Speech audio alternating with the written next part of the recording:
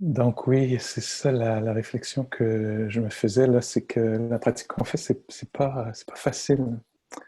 Euh, Ça peut être assez confrontant, hein, le silence, cette attention qui s'approche des choses, ça peut être un genre d'amplificateur, hein. Alors on peut, puis c'est aussi sa fonction en fait. Euh, euh, alors s'il y a quelque chose qui est ressenti, il y a des chances que ça soit ressenti plus fortement si on retire toutes les stimulations habituelles ou nos modes d'évitement, ou etc. Alors là, on se retrouve au milieu des choses. Là. C'est ça. Alors, oui, si la joie, elle peut être ressentie plus intensément. Si le calme, il peut l'être ressenti aussi plus intensément. Mais c'est possible aussi que des choses comme l'angoisse ou l'expérience de solitude, ou ouais, c'est ça, une sorte d'angoisse existentielle, souvent va pouvoir va être découverte, en fait. Elle était peut-être là, peut-être pas, mais peut-être là, couverte par notre agitation, nos façons de nous occuper, d'être préoccupés. Et là, quand on retire un peu de ces éléments-là et qu'on reste un peu nu, on pourrait dire avec le souffle, avec le silence, il y a des choses qui peuvent remonter, là, qui soient plus difficiles à vivre. Et dans ce sens-là, ça peut devenir une pratique héroïque, là, qui demande de l'héroïsme, qui va créer peut-être les conditions idéales pour qu'on développe un courage qu'on connaissait pas, qu'on savait pas qu'on avait, hein, que l'on n'avait pas encore touché. Puis donc l'art de la retraite, c'est très délicat parce euh, oui, on veut être un peu en dehors de notre zone de confort. Euh, Parfois, en même temps, on ne veut pas se traumatiser, hein. On ne veut pas que que le corps, l'esprit se ferme ou se dissocie. Alors, c'est à nous de voir, là, hein. C'est pas facile, là, ça. Quand je dis ça, c'est à nous de voir, c'est pas facile du tout. Mais de voir, peut-être qu'à un moment, on se dit, tiens, c'est assez. Je vais, je vais m'ouvrir une bouteille de vin. Ça serait très naturel de se diriger vers ce chemin-là, cette voie d'évitement. Euh, euh, et donc, il faut voir comment on a le goût de s'engager dans cette voie-là. Aussi, dans la posture, comprendre une sorte d'immobilité qui revient très régulièrement, ou une lenteur dans, dans les actions. En tout cas, les instructions nous invitent à ralentir le rythme. Euh, donc, puis souvent s'immobiliser, hein, dans l'assise, en tout cas dans la posture dans laquelle moi je pratique. Puis dans cette immobilité-là, avec le silence, avec l'attention maintenue, ouais, il peut y avoir le cœur, le corps peut se contracter. Alors ça peut être bien dans les pauses, au moment des repas, ce soir. Vous aurez du temps de faire peut-être un yoga doux, de faire bouger le corps. Parce que quand le corps bouge, le corps émotionnel aussi bouge. Puis on peut faire peut-être bouger un peu des choses, intégrer des choses, faire passer des choses. Peut-être pas, mais ça peut être une des façons. Alors je voulais juste simplement normaliser ça, là, que si ça vous paraît plus difficile, si vous étiez imaginé, ah, on va être en retraite, et que là vous dites, mon Dieu, c'est assez confrontant, cette épreuve.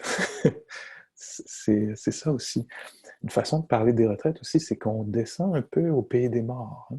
J'utilise des images un peu archétypales. Et moi, en tout cas, souvent en retraite, l'image qui me vient, c'est Ulysse qui part. Et il ne sait pas ce qu'il va rencontrer. Il ne sait pas qu'il peut rencontrer ce qu'il va rencontrer. Il ne sait pas qu'il va se retrouver au pays des morts avec le cyclope, dans les 100 000 aventures qu'il va avoir. Et il ne sait pas non plus qu'il a le courage, qu'il a la capacité de surmonter ces choses-là. Mais c'est dans ces épreuves-là qu'il découvre la grandeur de qui il peut être. Il sait pas, lui, d'après moi, qu'il est un héros, hein, qu'il est un archétype. Il est juste quelqu'un d'ordinaire qui essaie de survivre à toutes sortes de choses incroyables. Et ça représente bien notre expérience humaine. On va traverser toutes sortes de situations, hein, des séparations avec les êtres chers, la maladie, soit pour nous, soit pour les autres autour de nous. Et donc, la retraite, c'est un lieu où on peut, je pense, c'est comme ça que je l'ai vécu si souvent, puis je vois chez les autres aussi, c'est un lieu, un laboratoire, où on va pouvoir développer des qualités de patience, d'honnêteté, oui, d'une sorte de compassion dans les épreuves, dans la retraite. Il y a ce potentiel-là que les épreuves, que la retraite devienne un portail vers une capacité de demeurer stable dans ce qui est inconfortable, douloureux, beau, ou d'aller peut-être explorer d'autres régions de notre expérience. Si on est une autre façon d'être en silence, ou je veux dire une autre façon d'être en soi, c'est-à-dire sans constamment commenter, mais plus en écoutant, en prêtant, offrant l'attention. Une chose qui se passe souvent aussi en retraite, je ne sais pas si ça peut être le cas aujourd'hui ou pas, mais parfois quand on émet un peu moins d'opinion, on se projette un petit peu moins, on explique un peu moins ce qui s'en vient, ce qui s'est passé, tout ça, il peut y avoir une perte un peu de repère, une perte d'identité. Si je ne suis pas en train de me positionner par rapport à quelque chose, de raconter quelque chose, de décrire quelque chose concernant un certain moi, tout à coup, je ne sais plus exactement qui je suis. Et ça peut être un peu angoissant, ça. Je pense que c'est ça, on ne veut pas encore une fois se traumatiser, mais c'est bien d'aller dans ces régions-là où il y a une part d'inconfort, là. Et puis là-dedans, peut-être, encore une fois, trouver une tendresse infinie pour notre expérience humaine. Parce que ce qu'on décrit là, encore une fois, c'est pas tellement des choses, c'est pas des choses absolument personnelles. Oui, c'est vécu de façon personnelle, c'est très valide là, de l'expliquer comme ça, mais c'est aussi des choses qui font partie de quelque chose de plus large, qui est ce que j'appelle, moi, la nature humaine. Alors nous, on va dans ces eaux-là, entre autres. C'est très possible que pour vous, ce à quoi vous goûtiez aujourd'hui, ce soit plutôt la légèreté, la gratitude. Je me réjouis. C'est très bien, c'est excellent. Mais on ne sait jamais trop ce qu'on va rencontrer quand tout à coup on laisse tomber nos habitudes, les choses qui ouais, toutes nos façons de faire habituelles, et puis que l'on va dans une terre inconnue un peu, hein? C'est possible que ce soit un peu mal à l'aisant, inconfortable. Ce serait naturel que ce le soit. Je vais revenir un petit peu sur les 4 points que j'ai nommés ce matin, puis aller plus loin peut-être avec ça. Alors, les points que je nommais ce matin, oui, encore une fois, là, c'est une petite liste un peu personnelle, glanée, avec des éléments glanés à gauche et à droite. Puis voyez si pour vous, il y a quelque chose là-dedans qui vous informe, qui vous intrigue, qui va vous inspirer à aller voir plus loin, ou qui va vous aider à comprendre ce qu'on fait. Et donc, le premier élément dont j'ai parlé, c'était la compréhension sage des choses. Et donc, au moment de pratiquer, quand on amène la présence attentive, un des angles qui peut être aidant et qui va se développer Ça va être une reconnaissance de la nature universelle des choses qui sont vécues. La confusion universelle, l'anxiété, une expérience humaine, le, le calme, la joie, la douleur, l'incertitude, l'ennui mortel. Euh, tous ces phénomènes-là, ces expériences-là, font partie du domaine très large de l'expérience humaine. Il y a 2600 ans, on parlait de ça. Même s'il n'y avait pas la technologie, même s'il n'y avait pas la COVID-19, même s'il n'y avait pas, les gens vivaient les choses qu'on vit. Hein? Alors on est dans le domaine de l'expérience humaine. Une façon de voir ça aussi, c'est en parlant de phénomènes. On fait l'expérience ici de phénomènes humains. Donc ça, c'est un premier point de compréhension, une façon d'aborder la pratique. Ensuite, le deuxième point, c'était la tâche qui est très, très simple. C'est cette invitation à seulement connaître, faire l'expérience consciente d'un phénomène. Donc, puisqu'on a établi qu'il s'agissait de phénomènes, maintenant on est invité à les connaître ces phénomènes-là. Et les connaître comment? Ça, c'est le troisième point, sans jugement, sans tenter d'obtenir autre chose, d'aller plus loin. Donc, il y a une sorte de simplicité hein, euh, dans cette attention. C'est une façon de permettre à ce qui est là d'être connu. Alors, on permet, c'est ça l'attitude, on permet à ce qui est là d'être connu pour un moment. Hein. C'est toujours l'idée, le trait, c'est momentané. Est-ce que ça peut être OK? Par exemple, moi, c'est une question que je me pose souvent dans la pratique. Peut-être moins maintenant, c'est plus silencieux, mais il y a un moment où ça passait vraiment par ces mots-là. Est-ce que ça peut être OK, Pascal, qui est ceci en ce moment? Cette contraction dans le cœur ou cette perte de repère ou cet ennui. Est-ce que ça peut être OK qu'il y ait ceci en ce moment et que ce soit connu? Est-ce que ça peut être OK juste pour un moment qui est ça? Cette douleur, cet inconfort, cette accalmie, cette neutralité où il semble se passer peu de choses. Je pourrais vite formuler une préférence ou une opinion, mais il ne se passe rien. Qu'est-ce que c'est ennuyeux, la méditation? Ah non. Il y a le passage du phénomène de l'ennui. Est-ce que ça peut être OK qu'il y ait un peu d'ennui? Que l'esprit ne sache pas très bien comment être dans ce moment où il y a peu de stimulation, par exemple? Est-ce que ça peut être OK d'être inconfortable en ce moment, juste pour un moment? Est-ce que ça peut être connu? Donc, des phénomènes qui sont connus sans s'y attacher, sans les repousser, leur permettant d'être là. Et le quatrième point que j'essayais de faire ce matin, c'était autour de qu'est-ce qui est connu. Qu'est-ce que tu appelles un phénomène? Alors, c'est ce que j'ai tenté là, de circonscrire, si je peux dire comme ça. Et donc, c'est un phénomène qui est présent, qui a lieu en ce moment.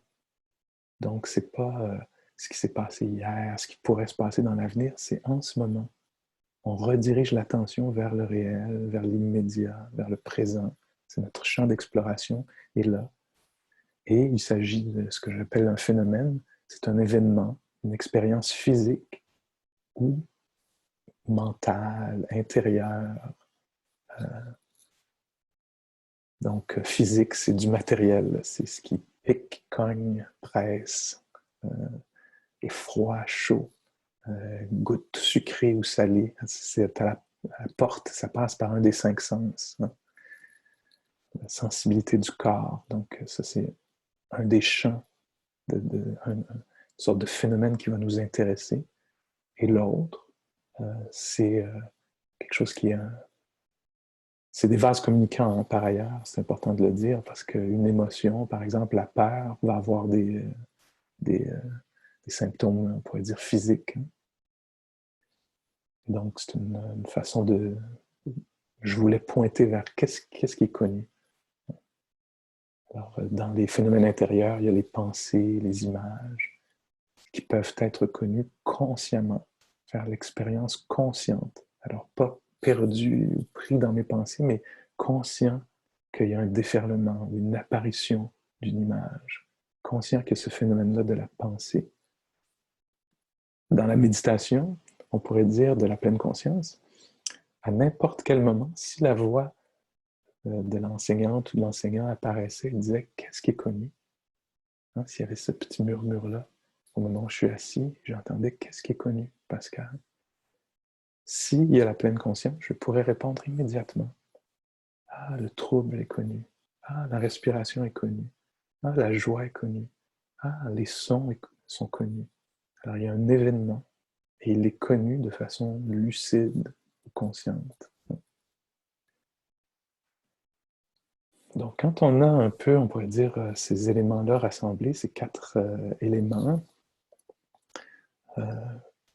donc un intérêt accru et qui, qui se laisse connaître un phénomène présent, là, on a rassemblé un peu là, tous les éléments pour que la sagesse puisse naître. Là, les éléments sont réunis pour qu'il y ait vipassana, insight, compréhension profonde. Et là, je voudrais un peu définir qu'est-ce que c'est ça, cette sagesse qu'on pourrait... Moi, un synonyme pour moi, c'est discernement. Alors, une intelligence, une sorte d'intelligence particulière, une compréhension des choses qui est permis, qui est rendue possible à cause de la qualité de la présence, qui ne prend pas les choses personnellement, qui est pas en train, mais pourquoi ça m'arrive à moi? Ah non, c'est plutôt un phénomène, le phénomène de la surprise, le phénomène de la tendresse, de la générosité, de la respiration.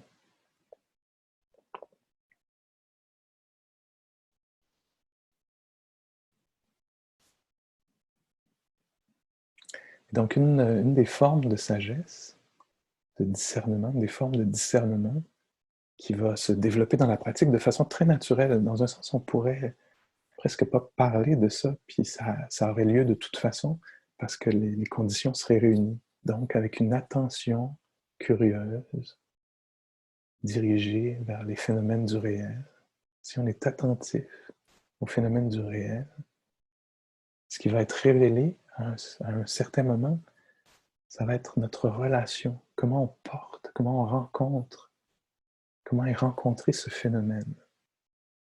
Certains phénomènes, quelqu'un le décrivait plus tôt là, dans la question et réponse, nous décrivait « ah, il y a un phénomène qui est les pas lourds des voisins. Hein, il y a un phénomène, et si on s'y attarde, si on reste attentif, ce qui va être révélé, ça va être aussi le rapport au phénomène. Hein. On va voir « ah, ça m'énerve. Ah, ça me met en colère parce que je n'ai pas le contrôle là-dessus. Hein. » Et dans la pratique, plus on est attentif au phénomène, plus va nous devenir accessible, palpable, reconnaissable, comment le phénomène est rencontré. Et là, il y a beaucoup, beaucoup de sagesse à gagner. Donc, quelqu'un a posé une question plus tôt aujourd'hui, et dont je le mets dans mes mots à moi un peu, là. Mais la question c'était, oui, mais comment, Pascal, est-ce que je peux calmer mes attentes autour d'une situation qui est difficile puis qui dure? Alors moi, dans cette situation-là qui est peut-être confrontante, difficile, constamment naît en moi des attentes que, je ne sais pas, que ça finisse, que ça passe, que ça change, etc. Et donc, comment je laisse tomber ces attentes-là? Comment je peux renoncer à ces attentes? C'est une question très importante, très... On est dans le vécu, là. On est vraiment dans notre humanité. Hein. Souvent, c'est le Bouddha qui disait ça, comme plusieurs d'entre vous le savez, les êtres humains sont souvent confrontés à ce qu'ils ne désirent pas, à ce qui leur est difficile. Ça arrive régulièrement que les êtres humains sont séparés de ce qui leur est cher. Ils voudraient le silence et il y a des pas au-dessus. Ils voudraient telle chose dans la santé, dans les relations, dans 100 000 choses, dans la situation planétaire, environnemental, climatique, et ils sont séparés de ce qu'ils veulent. Et donc, c'est naturel qu'il y ait de la réactivité, hein, quand on est sensible à ce qui est bon, à ce qui est beau, à ce qui fonctionne bien, puis qu'on est confronté à quelque chose qui ne fonctionne pas, fonctionne mal, et douloureux, c'est très, très naturel qu'il y ait de la colère, qu'on espère autre chose, qu'on s'accroche, qu'on ait des attentes, etc. C'est très naturel. Et dans la pratique de la méditation, on est invité à juste être là avec les choses telles qu'elles sont pour découvrir notre rapport, parfois sain, parfois aidant, et parfois troublé. Et à force d'exposition consciente à notre façon d'être en relation avec la chose, il peut y avoir la sagesse qui naisse pour reconnaître que ce rapport-là, cette façon-là d'être en lien avec cette affaire, cette chose, cette situation, est soit épuisante ou soit allégeante, aidante, libératrice. Et ça, c'est des heures d'observation où est-ce qu'on est assis et on voit, je ne sais pas quoi, les opinions. Non, mais quand même, non, mais quand même, oui, mais quand même. Et si on est assis avec ça assez longtemps et avec assez de conscience, donc ça prend cet élément-là là, d'être lucide, d'être intéressé par ce qui est en train de se passer, il y a un moment où on va découvrir pour nous-mêmes, ah, c'est épuisant, j'en peux plus d'avoir des opinions autour de ça. Et quelque chose peut arriver, le relâchement, le renoncement, l'acceptation, naturellement, dans une présence honnête, curieuse, la relation au phénomène va être révélée et ça va devenir très palpable, sensible, parce on développe une sensibilité, on est assis et on devient très sensible à ce qui se passe, très sensible à notre rapport à ce qui se passe. Et donc, forcément, on va être touché par notre façon d'être avec quelque chose. Puis il va y avoir un moment dans la pratique où peut-être que le phénomène va être toujours le même, qui est peut-être désagréable, ou la situation, si vous voulez appeler ça comme ça. Et on va voir une fluctuation, on va voir que on va passer pour un moment de rejeter, craindre, détester, et à un moment, on va voir une fluctuation où tout à coup, on n'aura pas une opinion aussi forte. Une petite teinte d'acceptation. Et on va être touché par ça profondément.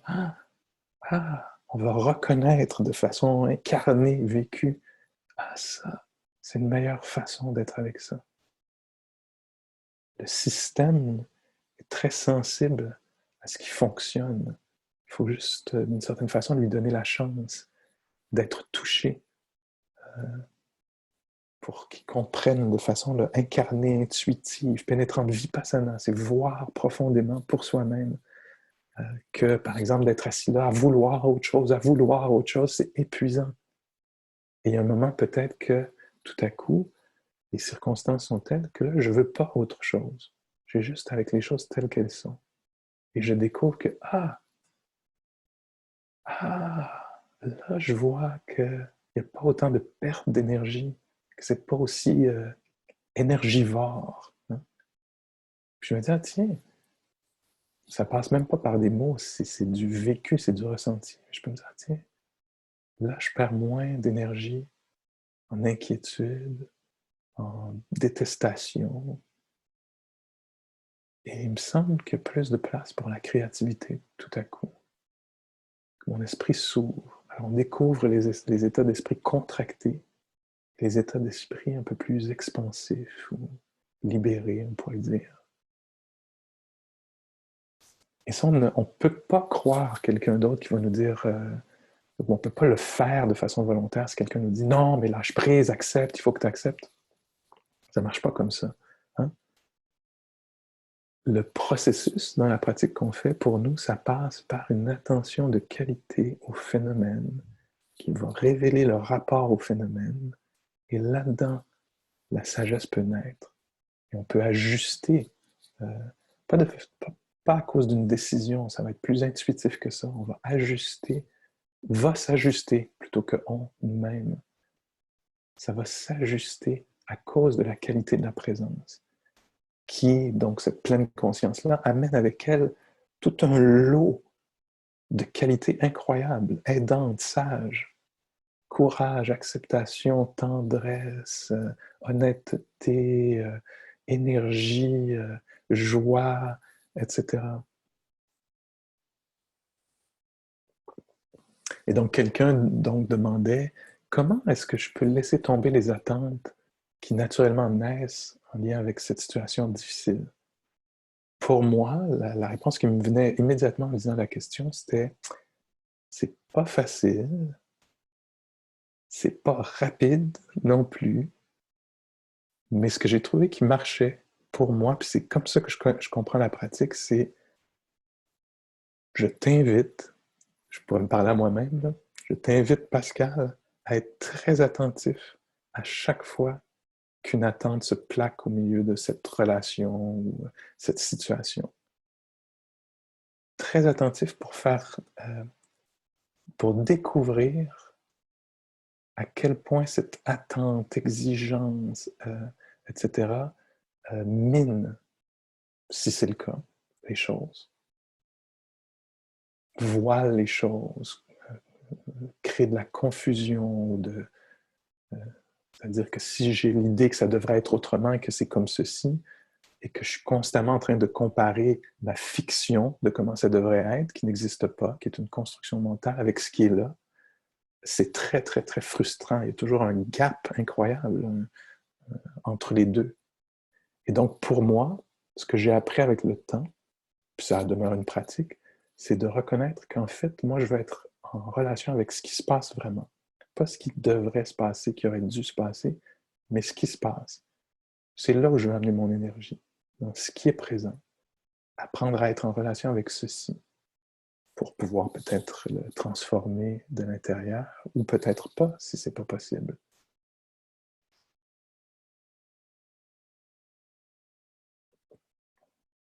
Alors, je sais pas si je peut-être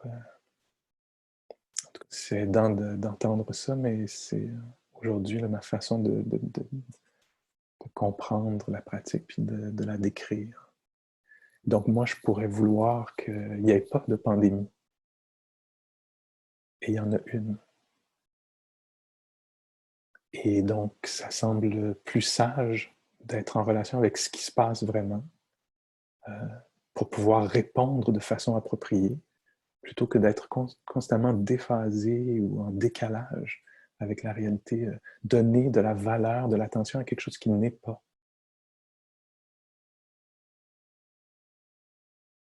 Alors, comment être ici en ce moment? Je pourrais passer toute mon énergie à vouloir qu'on soit rendu plus loin dans cette histoire ou une autre, mais c'est ici qu'on est en ce moment. Comment prendre soin d'ici?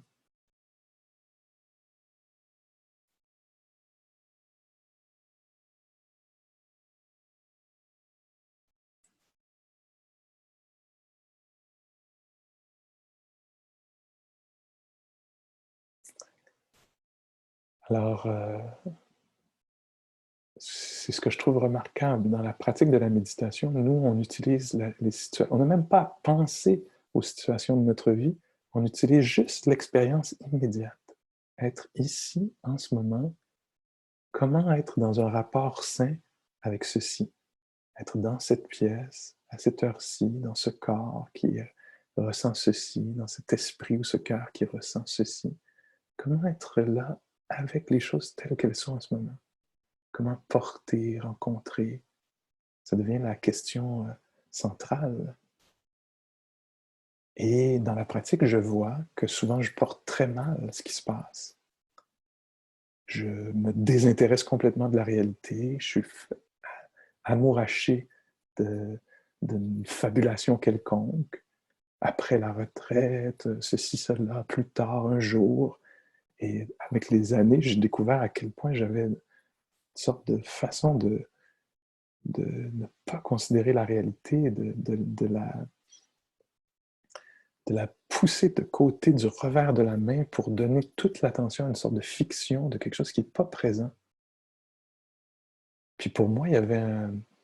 Donc c'est ça, sa sensibilité qui se développe, c'est qu'au début, je pensais que c'était une très bonne chose. La réalité ne mérite pas qu'on s'y attarde.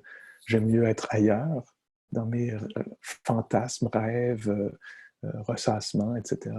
Puis avec le temps, j'ai découvert que ce que je pensais qui était bon, en fait, avait une sorte de violence dedans. Je vous parle de mon expérience personnelle. Euh, Manque de considération. Puis donc, je vois aujourd'hui que je suis plus intéressé par ce qui se passe réellement. Puis ça me semble être aidant comme façon de vivre, plutôt que de constamment plaquer sur moi-même qui je devrais être, sur les autres, sur les situations, etc.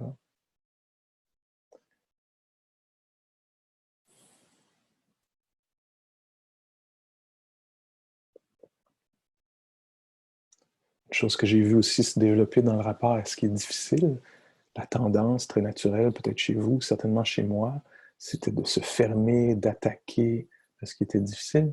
Puis maintenant, je vois que dans la rencontre avec ce qui est difficile, il peut y avoir une tendresse qui naisse. Je ne savais pas qu'il y avait ça comme option, ou je le savais vaguement, je ne le savais pas de façon vécue, profondément vécue, ou même intégrée,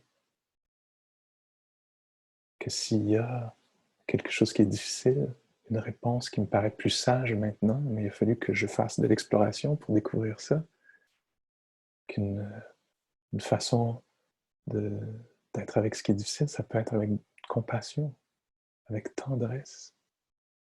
Ça ne veut pas dire que je deviens un tapis sur lequel on peut marcher ou que j'accepte les choses dans un sens où « Ah, j'accepte, c'est ainsi, on ne fait rien ». Non, c'est une tendresse pour ce qui se passe, pour le trouble qu'il y a en soi, dans les relations. Une tendresse qui fait que peut-être mon intervention, ma façon de contribuer va être plus juste, moins dans la haine ou la réactivité, plus sage.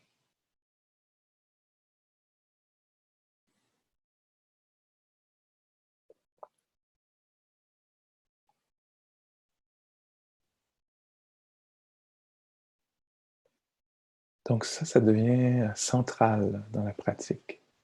Le phénomène et le rapport au phénomène, la relation au phénomène qui se passe, quel qu'il soit. C'est très, très, très applicable. Ça peut être là toute la journée par rapport aux tâches à accomplir, aux situations, aux relations. Donc pour moi, ça devient une pratique, là, me tourner, découvrir qu'est-ce qui se passe et m'intéresser à la relation à ce qui se passe. Ah tiens, Pascal, comment tu portes ça? Hein? Hier soir, tiens, exemple appliqué.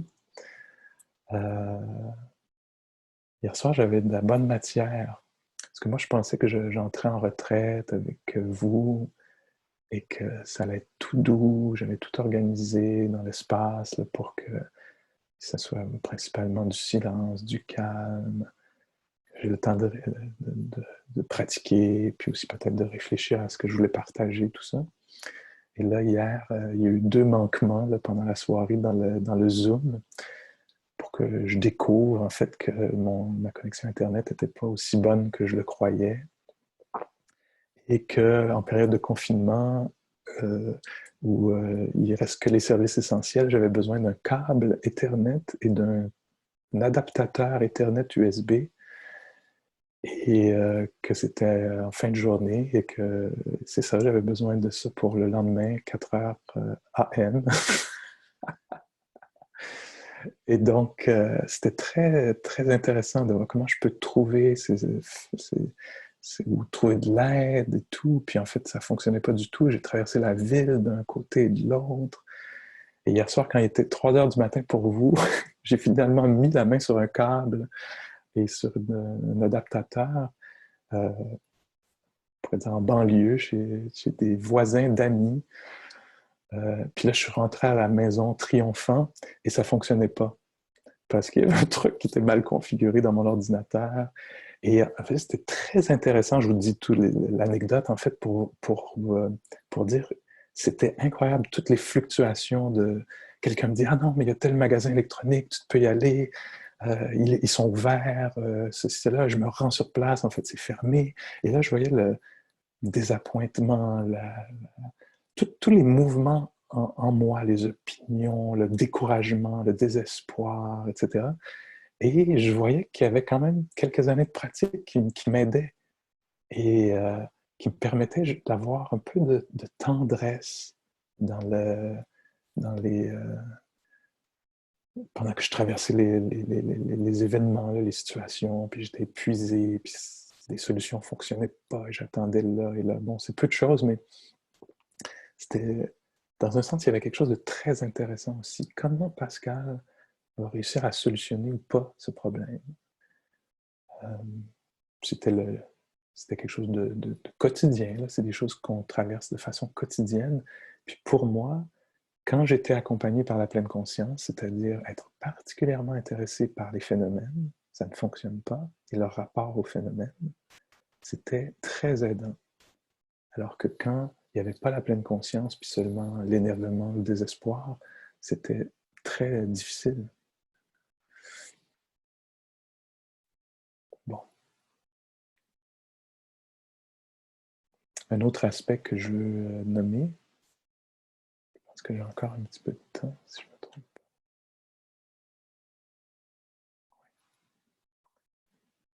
Prenons une pause d'abord pour voir quelle est l'expérience immédiate, là.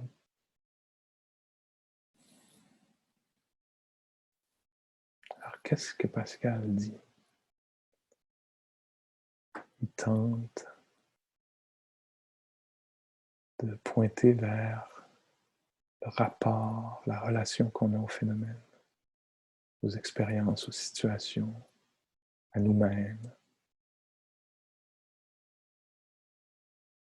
Et comment la pratique peut nous aider à clarifier les choses, à choisir autrement, à devenir très, très, très conscient de l'effet néfaste, délétère de certaines de nos attitudes.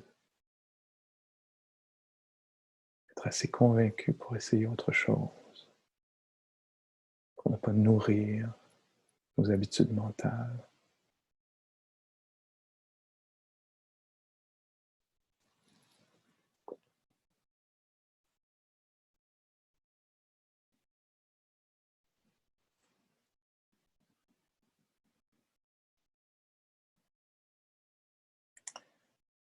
Quelqu'un demandait dans un texte que j'ai lu récemment, où Tejani, un enseignant très respecté qui vit en Birmanie, qui enseigne là-bas, puis qui se promène aussi un petit peu partout à travers la planète, qui offre des retraites. Il avait écrit un texte autour de la COVID-19, la relation au confinement, à la maladie, la mort, etc. Et à la fin de ce texte-là, qui est une transcription en tout cas c'est un échange qui a eu lieu oral, et quelqu'un l'a écrit, il y a des questions-réponses. Et quelqu'un demande, donc moi je suis confiné depuis plusieurs semaines avec ma partenaire, et ça devient un peu compliqué. Et qu'est-ce que je dois faire quand je sens que l'autre ressent ceci, ressent cela, et comme ceci, comme cela? Et de ce que je me souviens, du moins, la réponse de Tejania était très, très, très, très simple. Il disait, si je m'en souviens bien, il disait « Moi, je te conseille d'être très attentif, pas tellement à l'autre et aux émotions de l'autre, mais à comment toi, tu portes les choses. » Donc, il ramenait toute l'attention à la relation au phénomène. Que l'autre soit énervé, fragile. Comment toi, tu portes ça? Quel est ton rapport à ça? Si tu t'occupes de ça, j'ai l'impression que ça va bien aller, ça va mieux aller que si tu veux éviter que l'autre se sente comme ceci, que l'autre se sente comme cela. Plus que tu vois en toi. Je ne parle pas juste en termes de besoins, là. Quels sont mes besoins, je me fous des besoins de l'autre, mais juste comment est-ce que moi je suis? avec ceci? Est-ce que je peux permettre, si l'autre est énervé, est-ce que je peux permettre, je ne sais pas moi, à l'autre d'être insatisfait, inconfortable? Ou est-ce que c'est ma peur qui... Enfin, je trouvais qu'il y avait un champ très... Ben moi, ça m'a beaucoup intéressé comme instruction. C'est ah oui, euh, ça devient compliqué, ce que l'autre veut, ce que l'autre veut pas, etc. Mais moi, ici, comment je porte la situation? Comment c'est ici? Est-ce qu'ici peut y avoir de la paix? Est-ce qu'ici peut y avoir de l'acceptation? Est-ce qu'ici peut y avoir de l'honnêteté? Est-ce qu'ici peut y avoir de la tendresse, de la bienveillance? Puis qu'est-ce que ça pourrait faire? Qu'est-ce que ça pourrait avoir comme effet? Je lance ça comme ça. Alors le rapport à, ça c'est une forme de sagesse, de discernement, pouvoir voir ce qui est bénéfique, ce qui est aidant ou pas aidant dans mon rapport aux choses. Et l'autre aspect de la sagesse, c'est ce que j'ai mentionné à la fin de la méditation assise tout à l'heure, qui est la capacité de reconnaître, d'entrer en intimité avec les phénomènes de telle sorte qu'on puisse les voir naître et disparaître, qu'on puisse vraiment sentir la nature fluctuante, changeante des choses. Parce que dans ça, dans cette information-là, dans un contact répété, soutenu, de qualité avec la nature changeante, conditionnelle des choses, la nature changeante, ça veut dire aussi qui nous échappe un peu, qu'on ne peut pas contrôler absolument. Plus on va être intime avec cet aspect de la réalité, plus on va être libéré, en fait, libéré de nos attentes envers la réalité. Plus on va être aligné, on pourrait dire, à la réalité.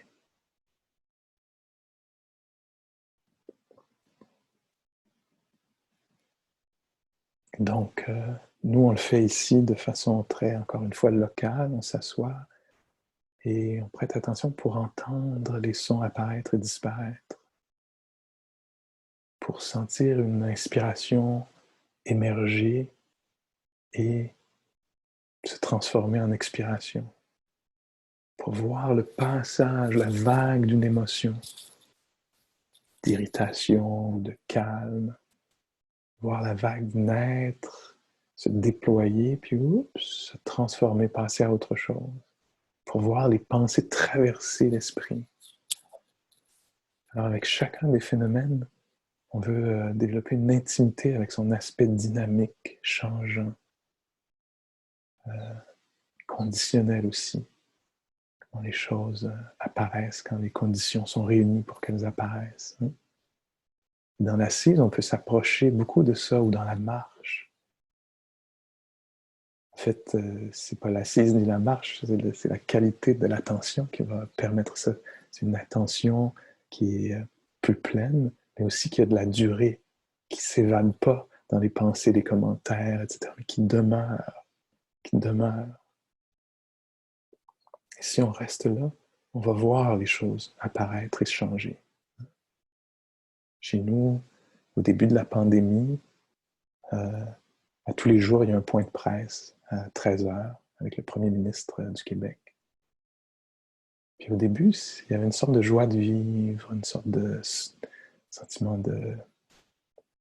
Ouais, il y avait comme... C'était étrange, ça semblait juste, ça m'apparaissait comme juste, en même temps ça m'inquiétait un peu, mais il y avait, il y avait plus souvent de l'humour, il y avait on va y arriver, tout ça. Et, et au cours des jours, on a vu que tout à coup, un peu quand il y a un moment là où c'est devenu plus difficile, et tout à coup, oups, le ton a changé. Le ton, dans les derniers jours, était grave. Et il y avait plus de blâme des uns des autres, de défensive. Alors là, on est entré dans une autre phase. Hein. Et dans la pratique, ça serait de rester attentif et voir, ah oui, là, il y a une sorte sentiment de solidarité, on va y arriver, beaucoup de confiance, d'énergie, tout ça. Puis là, oups, là, on est descendu ailleurs, on est rendu ailleurs, c'est douloureux. Il y a de la confusion, il y a du blâme, c'est tendu. Hein. Et donc voici, ce qui était est devenu autre chose. On voit ça. Et le Bouddha, dans ses enseignements, parle de ça. Hein. Il va y avoir la naissance, la vieillesse, la maladie, la mort. Il va y avoir ces passages-là. Toutes sortes de choses vont apparaître. Il va y avoir les vicissitudes dont on parle, la joie, ce qui est agréable, ce qui est désagréable. Il va y avoir le gain, il va y avoir la perte. Il va y avoir cette nouvelle identité, je suis ceci, cela. Et oups, la perte de cette identité. Il va y avoir ce qui va, la rencontre et la séparation.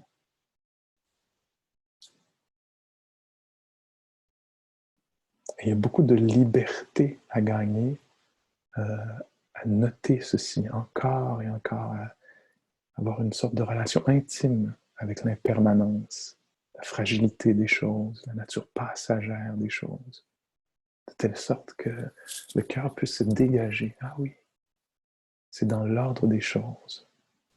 Ah, moi, je voudrais seulement l'agréable, le gain, la sécurité, le confort, mais il va y avoir dans l'expérience humaine forcément la perte, la séparation, l'inconfort, l'insécurité, l'incertitude.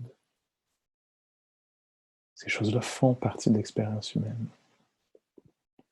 Et donc, quand on est conscient de ça, quand on devient sensible à ceci, c'est peut-être légèrement plus facile. On risque d'avoir un peu plus de stabilité dans les perturbations.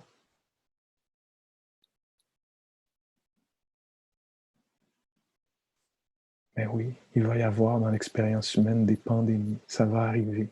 Il va y avoir des guerres, on ne le souhaite pas, on va tout faire pour se protéger les uns les autres, j'espère. Et il va y avoir ces choses-là qui vont avoir lieu.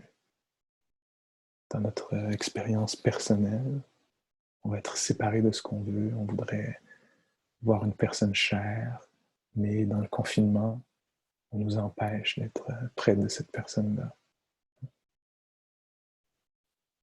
Les conditions sont telles que tout à coup, c'est plus possible. Alors que tout à l'heure, ça l'était. C'était très facile d'aller prendre un café, d'aller visiter quelqu'un ici et là. Et tout à coup, oups, cette chose-là s'est évanouie. Hein? Ce qui était, tout à coup, n'est plus.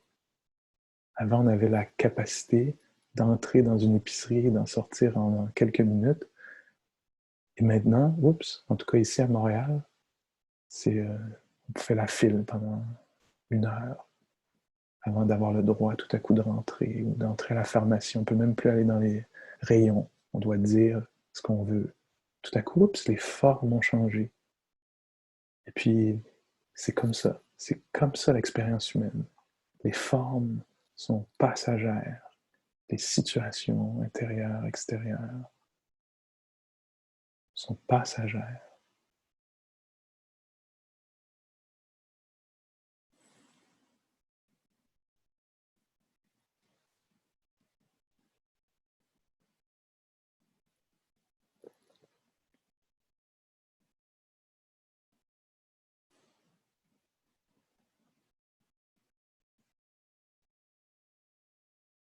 Alors, quelqu'un posait plutôt aujourd'hui voulait entendre parler un peu de la liberté. Puis c'est naturellement tout à coup ce qui monte là. Qu'est-ce que c'est la liberté du point de vue de la philosophie bouddhiste, peut-être? En tout cas, tel que moi je le comprends en ce moment-ci. Alors la liberté, c'est euh, des choses que j'ai entendues. Là. La capacité d'être avec ce que je veux, de l'avoir ou de ne pas l'avoir. Alors ça, c'est de la grosse liberté, de la grande liberté. Hein?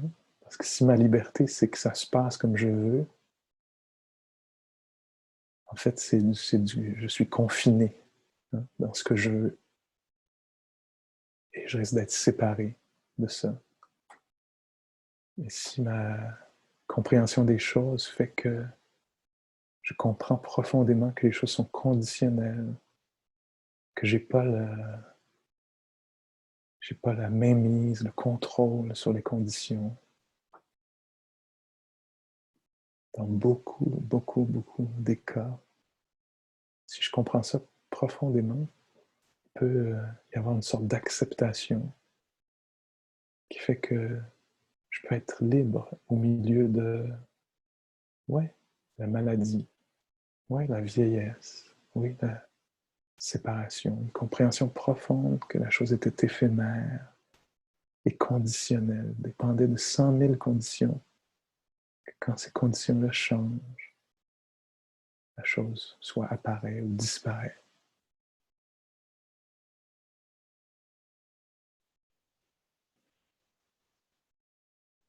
Dans la pleine conscience aussi, ce que je vois comme liberté, c'est que, étant conscient, peut-être qu'au moins ici et là, je peux être libéré de mes conditionnements.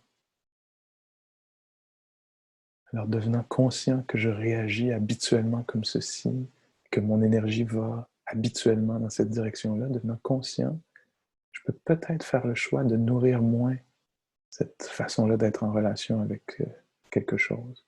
Peut-être que j'ai la liberté de nourrir un peu moins le ressentiment.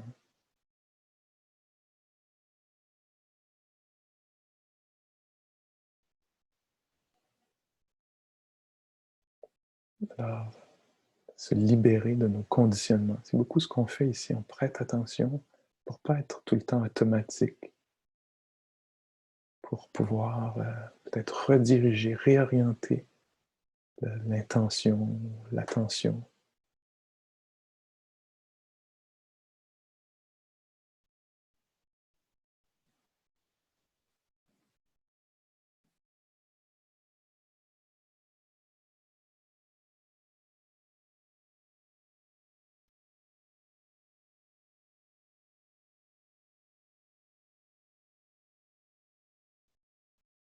OK, alors c'est ça les idées qui traversaient l'esprit de cet être-ci, cet après-midi. Prenons juste un moment pour laisser les mots se dissiper, voir ce qui est vivant en soi.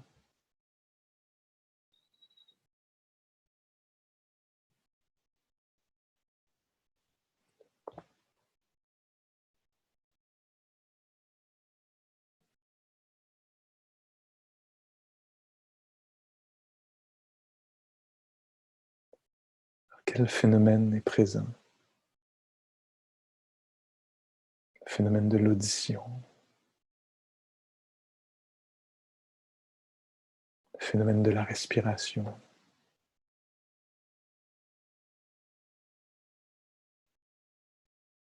de la confusion, de la clarté, de la tendresse, ou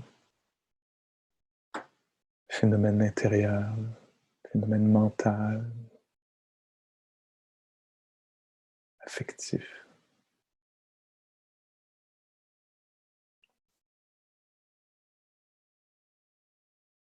Quel que soit le phénomène, est-ce qu'il peut être connu tel qu'il est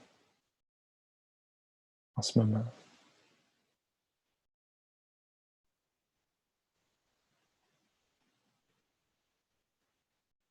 Lui permettre d'être tel qu'il est, le bien-être, le mal-être.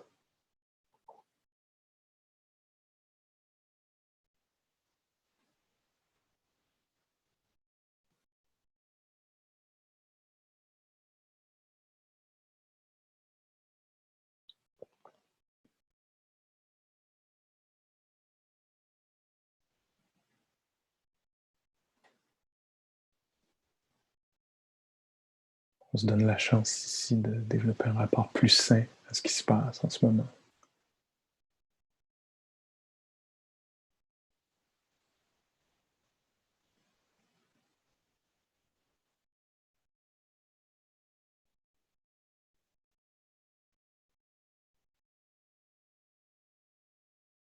Si on reste attentif, peut-être qu'on peut voir les choses ou une chose se transformer, apparaître ou disparaître.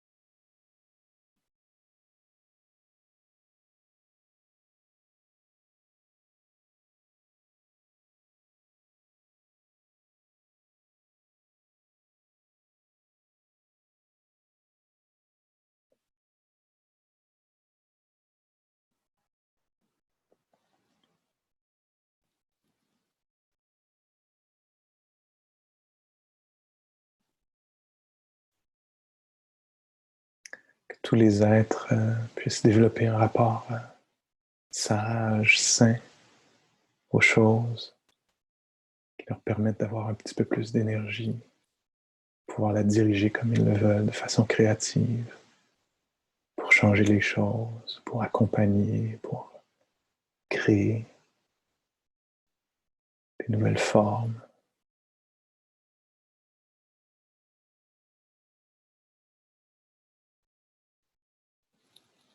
Que tous les êtres trouvent une certaine liberté dans cette réalité telle qu'elle est.